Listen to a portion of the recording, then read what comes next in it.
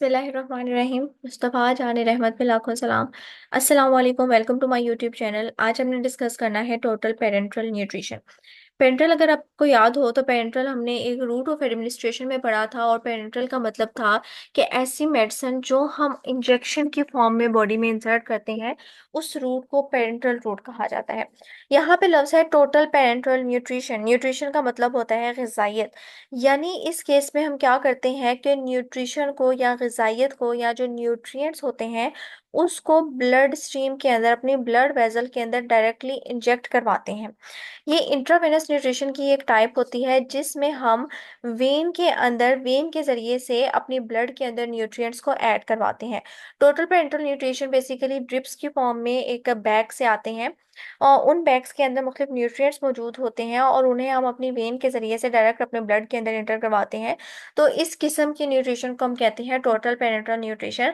वैसे तो हमारी बॉडी में जो न्यूट्रिशन हमें मिल रही होती है, जो ग़िज़ाइयत हमें मिल रही होती है, जो इंपॉर्टेंट न्यूट्रिएंट्स हमें मिल रहे होते हैं, वो हमारी खुराक के ज़रिए से मिल रहे होते हैं। हमारी खुराक के अंदर मुख्तलिफ किस्म की प्रोटीन्स मौजूद होती हैं, कार्बोहाइड्रेट्स मौजूद होते हैं, फैट्स होते हैं, वाइटामिन और मुख्तलिफ किस्म के मिनरल्स वगैरह मौजूद होते हैं, जो हमारी बॉडी को ग़िज़ाइयत प्रोवाइड करते हैं और हमारी बॉडी के नॉर्मल फंक्शंस को और हमारी बॉडी में एनर्जी प्रोड्यूस करने में हेल्प करते हैं। लेकिन बाज़ औक़ात क्या होता है कि एक पर्सन है, वो बीमार हो गया है, उसके स्टमक में प्रॉब्लम है, उसका स्टमक प्रॉपर्ली वर्क नहीं कर रहा। तो उस केस में वो पर्सन जो है, वो पेशेंट जो है, वो ठीक तरीके से खुराक भी नहीं खा पा रहा, वो अपना फूड सही तरीके से इनटेक नहीं कर पा रहा। जब वो फूड सही तरीके से नहीं ले रहा, इसका मतलब है कि वो ग़िज़ाइयत नहीं ले रहा, वो न्यूट्रिएंट्स नहीं लेके जा रहा। ज़ाहिर-सी बात है, वो खाना-पीना छोड़ गया है, तो न्यूट्रिएंट्स उसकी बॉडी में कैसे जाएँगे? तो इस केस में उस बंदे को, जिसका स्टमक सही से वर्क नहीं कर रहा और वो सही तरीके से फूड नहीं खा रहा, उसको न्यूट्रिएंट्स प्रोवाइड करना ज़रूरी होते हैं। तो इस केस में उस पेशेंट को न्यूट्रिशन प्रोवाइड की जाती है टीपीएन के ज़रिए से, यानी टोटल पेरेंटल न्यूट्रिशन के ज़रिए से, जिसमें हम क्या करते हैं, न्यूट्रिशन को डायरेक्ट जो ग़िज़ाइयत है उसको हम एक ड्रिप के फॉर्म में डायरेक्ट उस पर्सन की वेन में इंसर्ट करते हैं, और वेन में चूँकि ब्लड होता है और वो फिर हमारी सर्कुलेशन में आ जाता है। हमारे टीपीएन के कुछ कंपोनेंट्स होते हैं, वो तमाम कंपोनेंट्स इसमें मौजूद होते हैं, वो तमाम ग़िज़ाइयत, वो तमाम न्यूट्रिएंट्स इस टीपीएन में मौजूद होती है जो हमारी खुराक में होते हैं। इसमें प्रोटीन्स मौजूद होते हैं, इलेक्ट्रोलाइट्स, कार्बोहाइड्रेट्स, फैट्स, वाइटामिन्स और मिनरल्स वगैरह मौजूद होते हैं। टीपीएन के लिए कुछ टोटल पेरेंटल न्यूट्रिशन के लिए जो बैग इस्तेमाल किए जाते हैं, वो स्टेराइल होने चाहिए, यानी जिस पैकिंग में, जिन बैग्स में ये बंद है, वो माइक्रो ऑर्गेनिज्म से फ्री होने चाहिए, क्योंकि जो टीपीएन होते हैं ये डायरेक्ट हम अपने ब्लड के अंदर इंसर्ट करवा रहे होते हैं।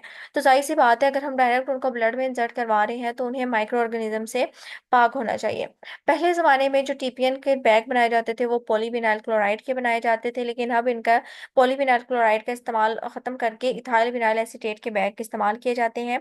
इंडिकेशन क्या होती है, यानी इशारा, हमें कब-कब टीपीएन की ज़रूरत पड़ती है या कौन-सी कंडीशन हमारी बॉडी में होगी तो हमें टीपीएन लेने की ज़रूरत पेश आएगी। अगर तो हमारी जीआईटी में सीवियर डिसऑर्डर्स होंगे, हमारा जो गैस्ट्रोइंटेस्टिनल ट्रैक्ट है, जो हमारा डाइजेस्टिव सिस्टम है, अगर उसमें कोई सीवियर प्रॉब्लम आ रही है, जैसे अल्सरेटिव कोलाइटिस होती है। अल्सरेटिव कोलाइटिस में क्या होता है कि जो हमारी लार्ज इंटेस्टाइन होती है, उसमें इन्फ्लेमेशन हो जाती है, यानी सोजिश हो जाती है और उसमें ज़ख्म बन जाते हैं। अब हमारी जो लार्ज इंटेस्टाइन है, इसका काम होता है, इसने हमारा जो पीछे से डाइजेस्ट होके फूड आ रहा होता है, जो वेस्ट मटेरियल होता है, उसमें जो इम्पोर्टेंट न्यूट्रिएंट्स वगैरह होते हैं, उसको एब्ज़ॉर्ब करवाना होता है ब्लड में, यानी इसने एब्ज़ॉर्प्शन करवानी होती है। तो अगर हमारी लार्ज इंटेस्टाइन में ही अल्सर बन जाएगा, इन्फ्लेमेशन होगी, तो वहाँ से न्यूट्रिएंट्स की एब्ज़ॉर्प्शन नहीं हो पाएगी ब्लड के अंदर। जब न्यूट्रिएंट्स की एब्ज़ॉर्प्शन नहीं हो पाएगी, तो हमारी बॉडी को ठीक तरीके से न्यूट्रिएंट्स नहीं मिल रहे होंगे। तो इस केस में, अल्सरेटिव कोलाइटिस के केस में हमें टीपीएन का इस्तेमाल करना पड़ता है, या पेनक्रियाटिटिस के केस में भी हमें, पेनक्रियाटिटिस क्या होती है, हमारे पेनक्रियास में इन्फ्लेमेशन हो जाती है, सोजिश हो जाती है लबलबे में। तो इस केस में भी टीपीएन का इस्तेमाल किया जाता है, या कोई स्फेयर बर्न है या ट्रॉमा, बॉडी के किसी पार्ट पे इंजरी हो गई है बहुत स्फेयर किस्म की, उस केस में टीपीएन का इस्तेमाल किया जाता है। या हमारा कोई बॉडी ऑर्गन फेल हो गया है, जैसे किडनी हो गई हमारा, या कोई भी बॉडी ऑर्गन है वो फेल हो गया है, तो उसके फेल होने के नतीजे में भी हम टीपीएन का इस्तेमाल करते हैं। अब टीपीएन को एडमिनिस्टर कैसे किया जाता है, यानी इसको लगाया कैसे जाता है, बॉडी के अंदर इंट्रोड्यूस कैसे करवाया जाता है। दो मेथड इसमें इस्तेमाल होते हैं, सेंट्रल वीनस कैथेटर और peripheral inserted central catheter. Catheter basically एक ट्यूब होती है जो इंसर्ट की जाती है बॉडी के अंदर मुख्तलिफ किस्म की बीमारी को ट्रीट करने के लिए या मुख्तलिफ किस्म के सॉल्यूशंस को बॉडी के अंदर इंसर्ट करवाने के लिए। सेंट्रल वीनस कैथेटर में वीनस से मुराद होते हैं हमारी वेन।